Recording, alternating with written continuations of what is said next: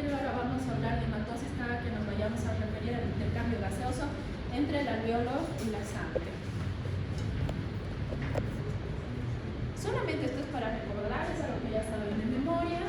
Todo lo que es la sangre desoxigenada pasa a lo que es el pulmón a través de arteria pulmonar, y luego esta se va a oxigenar y va a regresar a lo que es las cavidades izquierdas a través de venas pulmonares. las venas pulmonares. ¿Y qué pasa con los bronquios? Los bronquioles, ¿quiénes se encargan de lo que es la irrigación?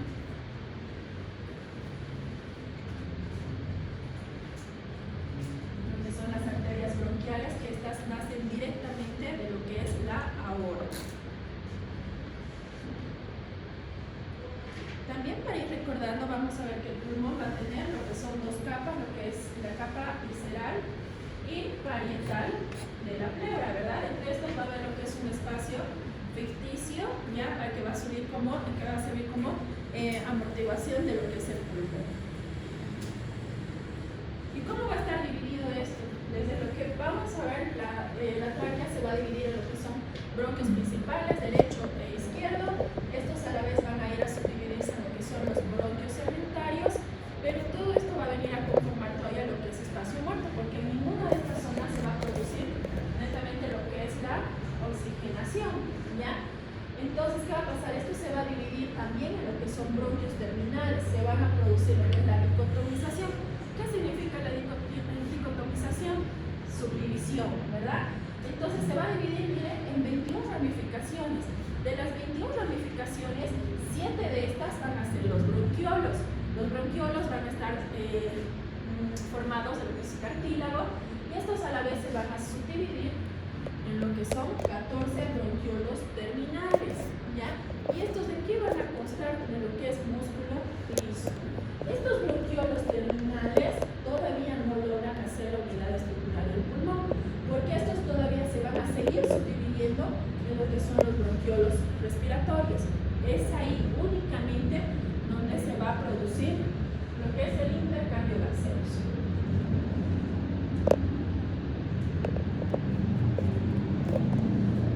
¿Qué es la ventilación para tomar en cuenta en conceptos? Es el flujo de entrada y salida de aire entre la atmósfera y los alveolos pulmonares. Este es un proceso mecánico pasivo, porque no es algo que nosotros podamos controlar, ¿ya?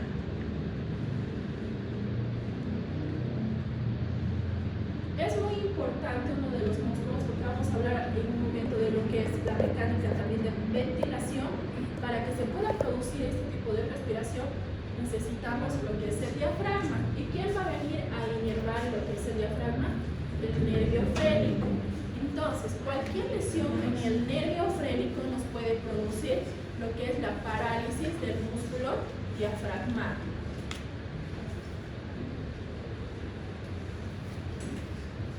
Ahora vamos a dividir en dos tipos de movimientos musculares, porque son diferentes músculos los que van a venir a formarlos. Uno es el movimiento diafragmático, que únicamente va a estar dado por el diafragma. Este va a ser un movimiento más pasivo que nosotros no podemos controlar, ¿ya? En el cual va a producir el diafragma el movimiento hacia arriba y hacia abajo para alargar o acortar lo que es el tórax. Y el movimiento costal va a ser más una respiración activa, en la cual nosotros podemos aumentar al inspirar más o al expirar, ¿ok? Entonces, para este tipo de movimientos vamos a tener más presente lo que son los músculos intercostales, y se van a encargar de aumentar lo que es el diámetro antero-posterior. En lo que es la inspiración va a estar la contracción diafragmática, el diafragma va a ir hacia abajo, pero en la expiración, que va a ser la forma activa de la respiración, va a producirse lo que es la relajación del diafragma, con el diafragma hacia arriba, y aquí van a actuar además lo que son los músculos intercostales. Entonces, los músculos inspiratorios van a producir la elevación de la caja torácica, y los músculos expiratorios la van a descender. ¿Quiénes están involucrados en lo que son los músculos inspiratorios? Tenemos los intercostales externos, el esternocleidomastoideo, los hepatos anteriores, el escaleno. Y en la expiración va a ser los intercostales internos y por la misma presión que ejerce el abdomen al volverse con mayor presión negativa por la respiración, va a producir lo que es la expiración, ¿no? Ahí tenemos un cuadro donde vamos a ver, miren, la respiración es más sencillo porque únicamente por la presión abdominal va a actuar lo que son los músculos abdominales, ¿ya? Pero en la inspiración vamos a tener mayor aumento de lo que son los intercostales externos, que van a estar contraídos, también la contracción del diafragma. Para entrar un poco aquí en lo que es presiones, un paciente a la inspiración hace que la presión pleural, primero vamos a hablar de las presiones pleurales porque después tenemos que hablar de las presiones alveolares, sea más negativo. ¿Qué quiere decir? Si ustedes ahorita inhalen toditos, estamos ahí volviendo mayor la presión negativa. Exhalen. En la expiración lo máximo que podemos llegar es a -5, pero en la expiración podemos ser más negativos a -7.5. ¿Y qué va a pasar en el alveolo? En el alveolo va a ser lo mismo. Cuando inspiran, se va a volver más negativo, que va a llegar a una presión de -1. Pero cuando ustedes expiran, ¿qué va a pasar con el alveolo? Empieza a ser positivo para que no colapse ese alveolo. Por lo tanto, va a tener una presión alveolar de 1. Entonces, ahí vamos repasando. Lo que es la inspiración va a estar por la presión pleural, que hemos hecho -7.5, la presión alveolar -1. En la expiración vamos a tener -5 con una presión alveolar de +1. La inspiración dura aproximadamente 2 segundos, la expiración dura aproximadamente 3 segundos. Ahora, ¿cómo se llama la diferencia entre lo que es la presión pleural y la presión alveolar? Se llama presión transpulmonar. Esta va a ser la diferencia que vamos a tener en el siguiente cuadro. Luego vamos a hablar de volúmenes. Aquí tenemos lo que es la presión pleural, la presión alveolar. ¿Verdad que hemos dicho que la presión alveolar está hasta -1? Y la presión pleural hemos dicho que llega hasta -7 puntos. Entonces, la diferencia de estas dos presiones es la que se conoce como presión transpulmonar. Ahora hay una terminología que ustedes van a ver mucho, especialmente cuando hablamos de ventilación mecánica, ventilación asistida, lo que es la confianza pulmonar. ¿Qué es la confianza pulmonar? Es la capacidad de distensión de lo que son los alveolos, lo que nos va a poder permitir lo que es el cambio de volúmenes con la presión. Es la propiedad que va a permitir el alargamiento o la distensión de la estructura anatómica del pulmón.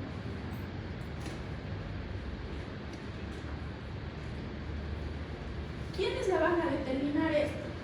Los propios tejidos pulmonares en 1/3 y lo que son las producidas por la tensión superficial. De esta se van a encargar 2/3 de lo que es mantener la contractura y la relajación alveolar. ¿Ya? Entonces vamos a hablar que la más importante de estas está producida por la tensión superficial. ¿Y cuál es la principal que está en esta? El surfactante. Pero vamos a ver primero, las propias tejidas del pulmón tenemos lo que es la elastina y colágeno, lo que va a permitir la elasticidad propiamente del alveolo. Ahora, ¿qué va a pasar en el alveolo? Un alveolo va a tener todo lo que es una superficie pequeña de lo que son gotitas de agua, ¿ya? Entonces, estas gotitas de agua quieren unirse, tienen una fuerza de atracción entre sí. Esa fuerza o contracción que va a hacer que se cierre el pulmón puede hacer que el pulmón o el alveolo colapse, ¿verdad? Porque se están atrayendo entre sí. Y es aquí donde empiezan a actuar las fibras que hace rato hemos dicho, las de elastina y las de colágeno. Muy bien.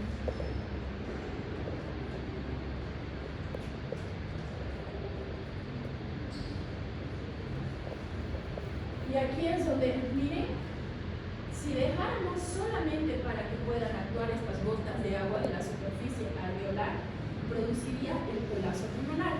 Es ahí donde trabajan las fuerzas elásticas de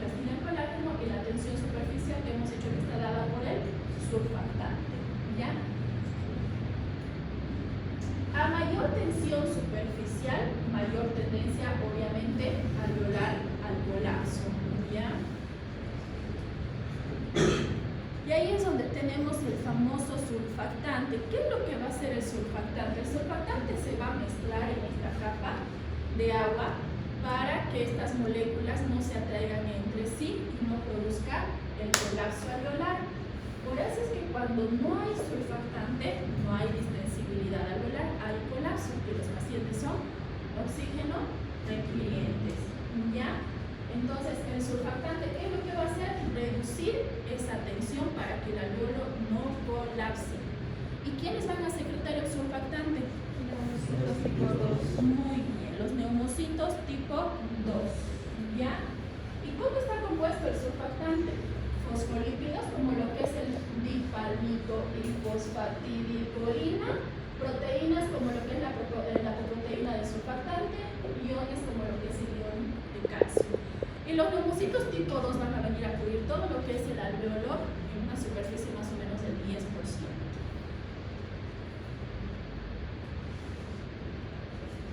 Ahora, ¿qué es lo que va a pasar? El radio alveolar es proporcional a lo que también es la tensión superficial. ¿Qué quiere decir esto? Si tenemos una causa obstructiva, esto va a ser el radio alveolar, ¿ok? Si vamos a tener una causa obstructiva con la cual va a disminuir el radio alveolar, ¿qué creen que es lo que va a pasar con el alveolo? ¿Qué creen que va a pasar acá? No va a existir hematosis. No va a existir hematosis y va a haber algo, aumento de la tensión alveolar. Y por lo tanto, ¿qué es lo que va a pasar? El colapso alveolar, ¿ya? Entonces, por eso se dice que es proporcional el radio alveolar con el aumento de la tensión alveolar. Hay otra manera también de sacarla. Bueno, el algoritmo es sacar la presión 2 por tensión superficial dividido al radio de alveolar. Lo que estábamos diciendo, a menor el radio del alveolo, mayor la presión alveolar.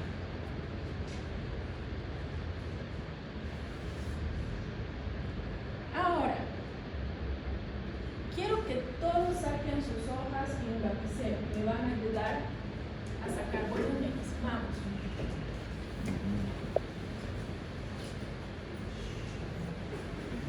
Vamos, toditos con cuadernos.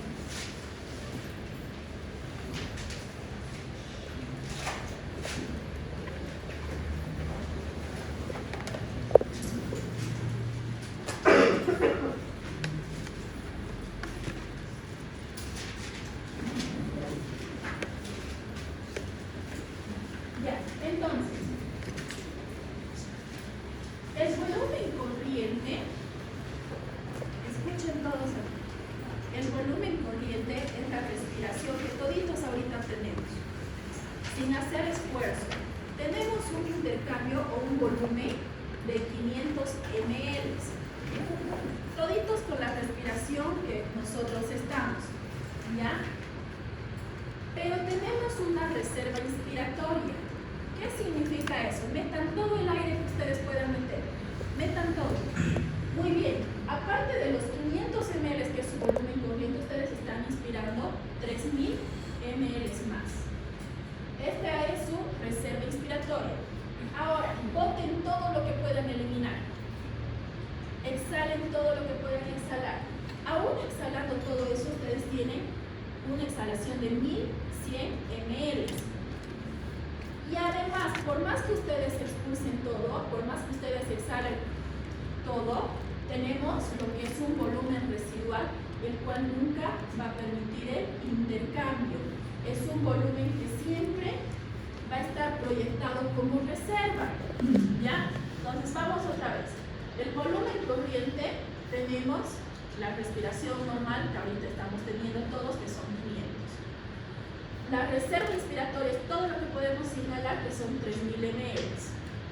La reserva expiratoria es todo lo que podemos exhalar, que son 1100 ml. Y tenemos un espacio que siempre va a estar amortiguando, que son 1200 ml. Ahora, a medida que les vaya preguntando, ustedes me van a ir respondiendo porque tenemos que empezar a sacar volúmenes y capacidades. A partir de los volúmenes vamos a empezar a sacar lo que son las capacidades inspiratorias, residual, funcional, vital, pulmonar, total, que ahorita ya van a ir entendiendo. ¿Cómo vamos a sacar la capacidad a partir de los volúmenes? ¿Cómo vamos a sacar la capacidad inspiratoria? ¿Cuánto era el volumen corriente? ¿Cuánto era el volumen de reserva inspiratoria? Entonces, ¿cuánto lograría ser?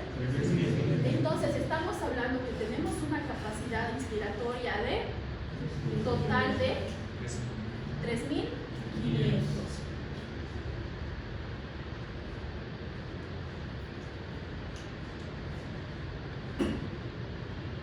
Ahora, tenemos lo que es la residual funcional, la capacidad residual funcional. ¿Cuánto era el volumen de reserva respiratoria? 1.100. ¿Cuánto? 1.100. ¿Cuánto? 1.100. Volumen de reserva expiratoria. 1.100. Más el volumen residual, ¿cuánto es? 200. Ahora, ¿cuánto es el total de los dos? 2.300. Esto va a ser todo lo que es la exhalación, por así decir, o el residual funcional. Tiene una capacidad de 2.300.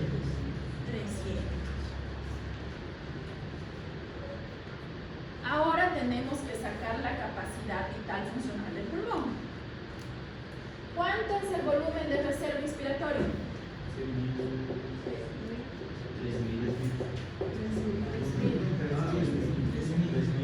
¿Cuánto es el volumen de reserva inspiratoria? 3.000.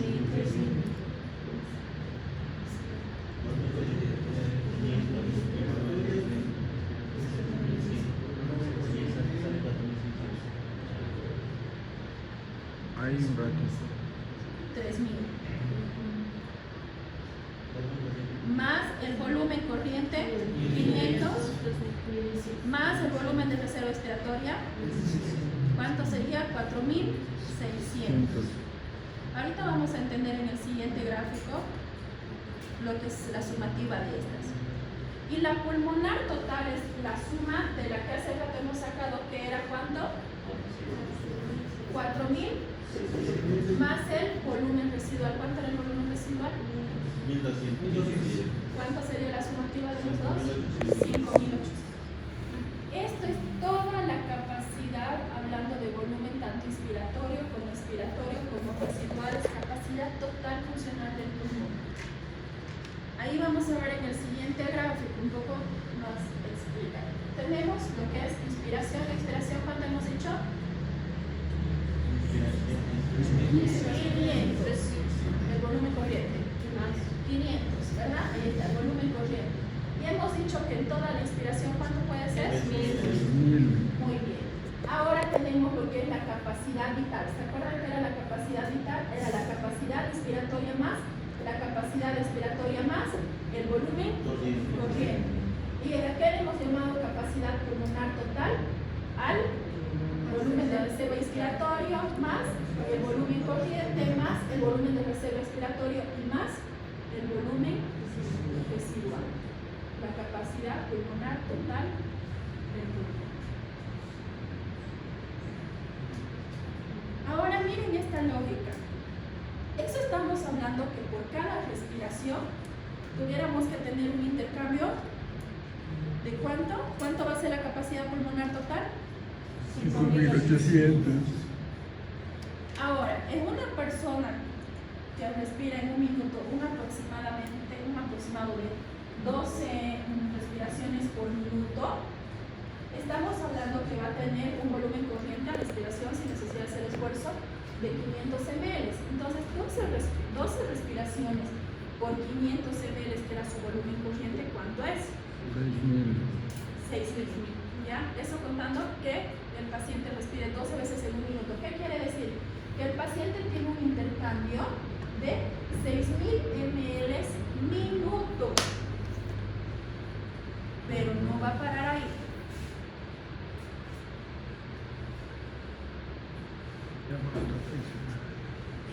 ¿Qué es lo que pasa al inicio de lo que hemos hablado? Hemos dicho que va a haber algo que se conoce como espacio muerto, porque únicamente la respiración se va a dar ¿dónde?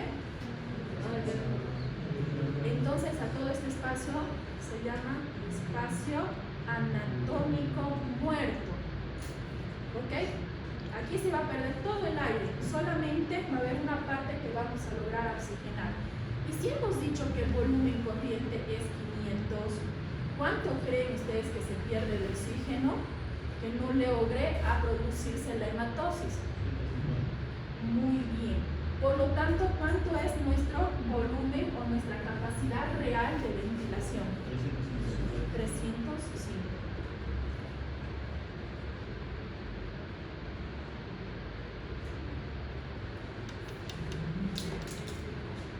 A este espacio muerto anatómico, ya, ahí está, los 150, es lo que no se va a lograr producir el intercambio, quiere decir que solamente 350 va a ser lo funcional. Pero tenemos otro tipo de combinación. El espacio muerto fisiológico, ¿ya? El espacio muerto fisiológico significa todo el oxígeno que llega al alveolo y que tiene que ser oxigenado. ¿Y cuánto va a ser el espacio muerto alveolar? 0, porque hemos dicho que todo el oxígeno que llega a los bronquiolos respiratorios se debe oxigenar. Por lo tanto, el espacio muerto alveolar debe ser nulo, 0. Pero hay algunas patologías obstructivas, como en el caso de las atelectasias, que va a aumentar lo que es el espacio muerto alveolar. Entonces, ¿qué es lo que pasa? Hace rato, ¿cuánto de espacio muerto anatómico teníamos? Más 0, 150. Pero si tuviéramos alguna patología que nos produzca el aumento de este espacio muerto alveolar, entonces eso se va sumando y va a ser menos el volumen corriente que nosotros vamos a tener. ¿Ok? Hasta ahí se entiende, ¿verdad?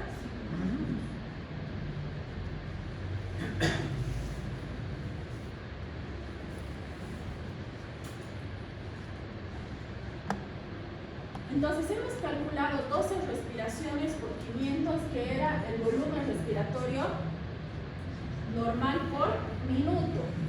¿Ya? Hemos dicho pero que el volumen corriente de los 500 que nosotros queríamos, tenemos que quitarle los 150 del espacio muerto y por lo tanto estuviéramos hablando solamente de 350 ml que se van a lograr oxigenar. Estos 350 por 12 respiraciones al minuto, ¿cuánto sería? Eso es lo real que logramos a oxigenar. Tenemos 4.200 ml minuto de intercambio.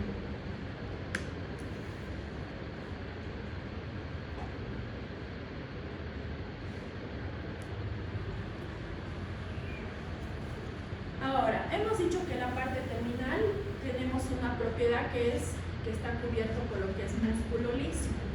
¿Y por qué es muy importante esta parte? Porque aquí vamos a tener lo que es el sistema nervioso simpático y parasimpático. Es aquí donde tenemos la propiedad de lo que es la broncoconstricción y la broncodilatación. ¿Quién se va a encargar de lo que es la broncodilatación? Adrenalina, noradrenalina, está muy bien el nervio simpático, los agonistas beta-adrenérgicos, aquí el más conocido es el muy bien. Y para lo que es la broncoconstricción, tenemos el sistema nervioso parasimpático, muy afectado a lo que es la acetilcolina, los antagonistas beta-adrenérgicos. Y esto creo que ya lo sabemos de memoria. Todo lo que es la capa alveolar ya está compuesto por, muscular, alveolar, está compuesto por lo que es una capa de células cilindros ciliadas pseudoestratificadas con células caliciformes que se van a encargar de la producción de moco. ¿Y qué es lo que va a permitir este moco?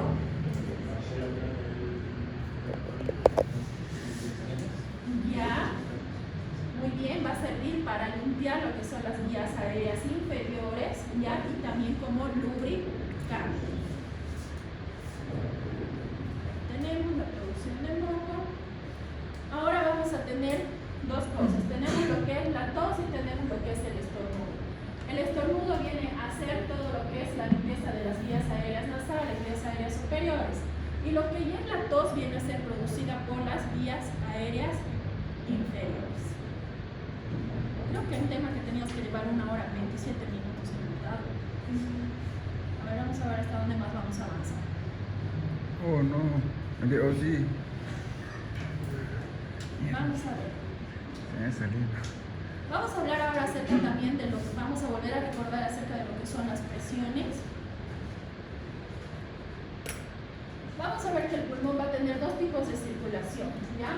Lo que es la circulación de bajo flujo y alta presión, en estas va a constatar lo que es la tráquea, el árbol bronquial, lo que son los bronquiolos terminales, el tejido de sostén pulmonar, y lo que es el alto flujo y baja presión, que va a suministrar sangre venosa del organismo y que estos van a ir directamente a lo que hace rato hablábamos, a los capilares alveolares. Esto ya sabemos, todo lo que es la sangre oxigenada va a los tejidos, de los tejidos viene la sangre desoxigenada a lo que son las cavidades derechas para que a través de este puedan ingresar al pulmón y oxigenarse. Ahí tenemos lo que es una imagen tal vez más gráfica de lo que es cómo va a entrar al pulmón, los vasos bronquiales, y ahí era lo que teníamos hace rato.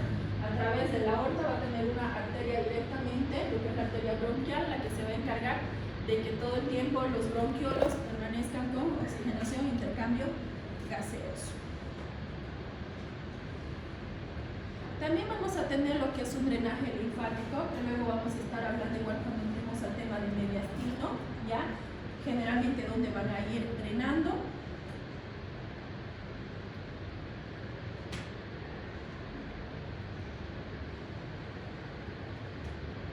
Vamos a ir viendo aquí un poco de presiones. Ustedes que ya son capísimos en fisiología, ¿qué significa esta diapositiva?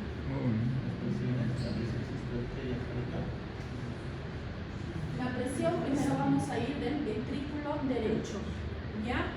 ¿Cuánto va a ser la presión del ventrículo derecho en sístole? En diástole más 1, ¿ya?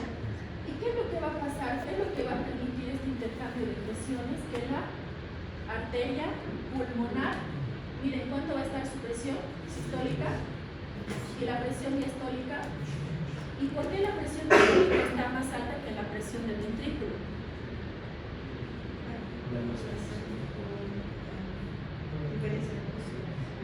Para que por diferencia de presiones no haya retrógrada la sangre, que no vuelva hacia el ventrículo.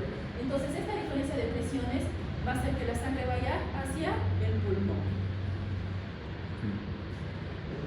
Entonces, la división de la presión pulmonar sistólica con la diastólica vamos a manejar una media, que es la que tenemos allá, la presión pulmonar media de 15 miligramos de mercurio. Miren cómo nos vamos a ir complicando ahora cuando hablamos de presión. Ventrículo derecho hemos dicho que va a tener de presión sistólica de 25. La presión diastólica va a tender a volverse más hacia lo negativo. Por lo tanto, se va a volver una presión casi de 0. ¿Ya? Esto del ventrículo derecho. Nuevamente, la presión sistólica pulmonar va a ser igual que la del ventrículo derecho. Pero en la diástole vamos a tener una presión de 8 miligramos de mercurio.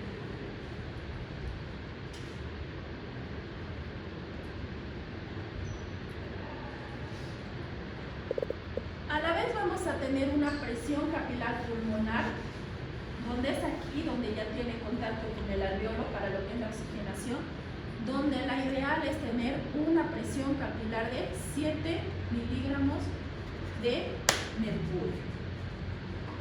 Y a medida que llegan los capilares y llegan a lo que es la aurícula izquierda, vamos a ver que vamos a ir disminuyendo la presión. Nuevamente, ¿para qué? Para que puedan llegar al ventrículo izquierdo y no haya nuevamente un retroceso hacia la presión pulmonar, hacia el pulmón. Entonces vamos a ver cómo va a medida de que termina la circulación de llegar Después de oxigenarse, vamos a empezar a disminuir las presiones para llegar al bloqueo clavículo izquierdo.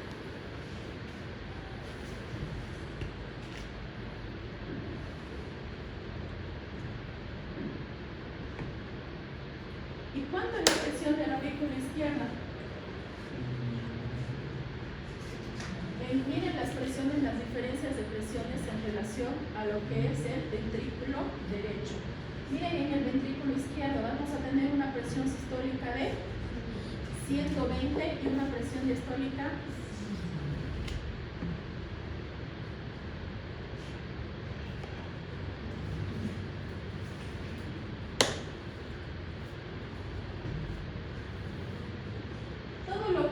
la vascularización y la sangre en el pulmón, decimos que tenemos un total de lo que son 450 ml, que equivalen al 9% de la sangre del total de la sangre del cuerpo. ¿Ya? De estos 450, 70 ml va a estar dentro de los capilares pulmonares, produciendo lo que es el intercambio gaseoso, y 380 ml van a estar fluyendo a través de las arterias y venas pulmonares.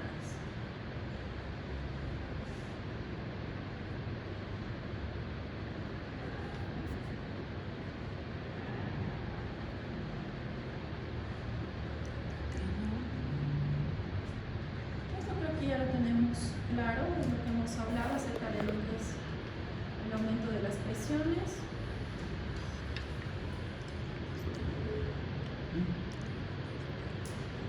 ¿A qué se refiere esta diapositiva?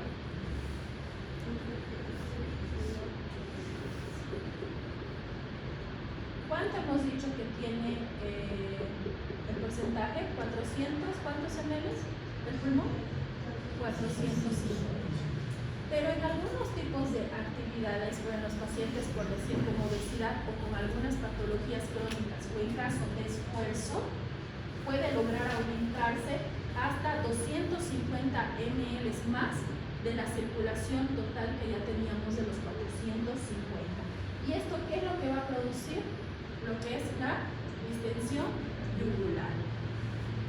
Tenemos, quiere decir, todavía una capacidad residual.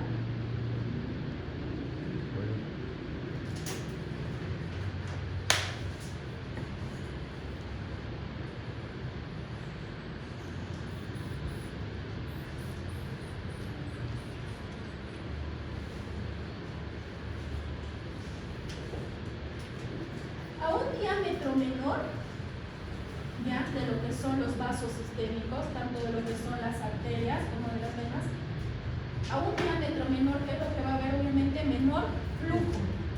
A un diámetro mayor, ya, va a haber un mayor flujo. Por lo tanto, un menor flujo tiene mayor tendencia a producirse una vasoconstricción y un mayor flujo va a tener mayor tendencia a producir una vasodilatación. Esto se va a ir modificando de acuerdo al requerimiento de oxígeno. Si va a haber menos oxígeno y vamos a requerir más oxígeno en cualquier tipo de actividad, cuando hay una reducción de ¿qué es lo que va a producirse? La dilatación de las arterias para que haya un mayor flujo que pueda ser oxigenado. Al revés, si estamos con, no sé, equipos de oxigenación complementario, oxígeno suplementario, ¿qué es lo que va a pasar? Va a haber una broncoconstricción, lo que va a permitir un menor flujo. Esto se llama una capacidad de elasticidad, ¿ya? Lo que nos va a permitir la homeostasis del oxígeno. Entonces, en la vasoconstricción tendrá mayor oxígeno, nivel de oxígeno, en la vasodilatación. Este es el caso que se va a dar. Si tenemos un paciente que estamos con oxígeno, ¿ya? ¿Qué es lo que se va a producir? Menor flujo, se va a tratar de dar una vasoconstricción para que pueda oxigenarse mejor. Pero si tenemos un paciente hipoxémico, ¿qué es lo que va a producir? Está con bajo requerimiento de oxígeno en ese momento. Va a haber un mayor flujo, como produciéndose una vasodilatación. ¿Ya? ¿Más entendido?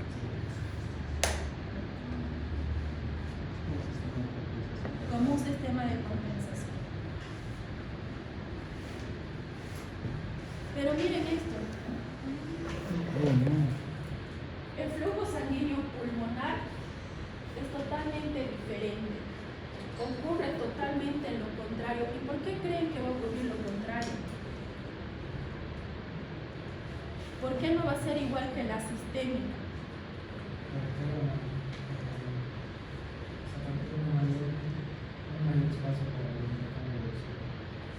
¿Para qué, perdón? Para que haya un mayor espacio para el intercambio de oxígeno. Si nosotros pasamos 1 litro de sangre para ser oxigenada y pasamos 500 ml de sangre para que sea oxigenada, ¿cuál creen que se va a oxigenar mejor? ¿El litro o los 500? Los 500, ¿verdad? ¿Por qué creen que se va a oxigenar mejor los 500? Va a tener, como dice su compañero, mayor espacio para oxigenarse, ¿ya? Entonces, eso es lo que pasa en los pulmones. Cuando tenemos menor oxígeno, más bien lo que va a producirse es menor flujo para que pueda ser mayor, tal vez más captado el oxígeno, ¿ya? Y va a producirse la vasoconstricción. En diferencia de los pacientes que van a tener alto oxígeno, en el cual va a aumentar el flujo y va a disminuir produciéndose una vasodilatación. Entonces acuérdense que el sistémico es todo lo contrario de lo que son los vasos pulmonares. Por lo tanto, ¿qué es lo que va a producir la hipoxia? ¿Qué tenemos ahí? Bajo oxígeno. ¿Qué es lo que va a producir? ¿Qué es lo que va a producir? Vasoconstricción. Eso es lo que les está diciendo. La hipoxia va a generar lo que es vasoconstricción.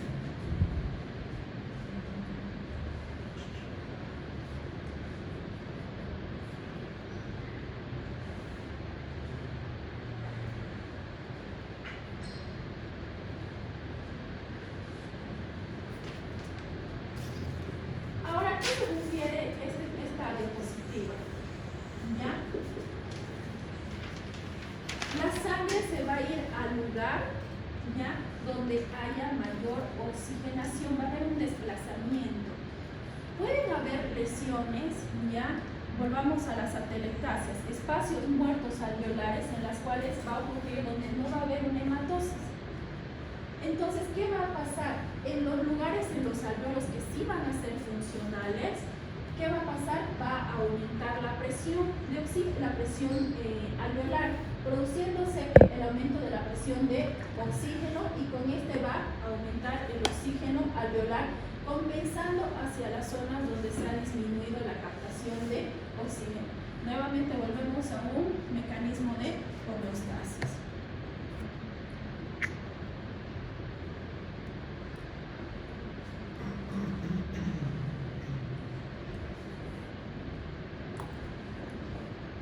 Esto es interesante, ¿ya?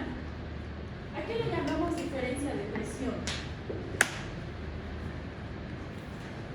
A la presión que se va a captar, ¿ya?, total en el pulmón. ¿Qué significa? Mientras más cerca esté la sangre del pulmón, va a tener mayor presión o menor presión.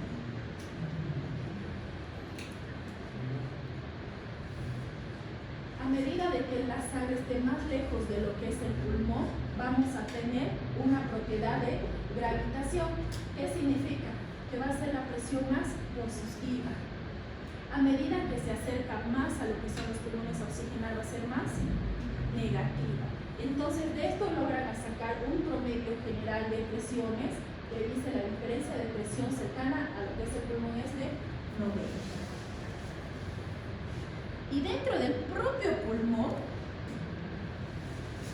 mientras más alto esté, va a ser más positivo, mientras más bajo esté, va a ser más negativo. Entonces, en el ápice pulmonar vamos a tener una presión de -15 en relación a la base pulmonar, que va a ser una presión de 8, ¿ya? Entonces, miren cuánto varía en los 30 centímetros de diferencia pulmonar. El promedio de esto, o la sumativa de esto, es lo que le dicen diferencia de presión, el cual va a ser 23 miligramos de mercurio. Hasta ahí todos medio que algunos términos complicados, ¿no? Nuevamente, ahí está la diapositiva. positivo. Mientras más alto, más positivo, menos 15. Mientras más bajo el corazón, más negativo, con mayor a 8. Y ya hemos dicho la diferencia o la sumativa de estas dos presiones es 23. Muy bien, chicos, hasta ahí vamos a descansar. La próxima clase vamos a terminar acerca de lo que es fisiología. Todavía tenemos harto que ver. Lo que son los volúmenes capilares, ¿de acuerdo? Tá bom, muito bem.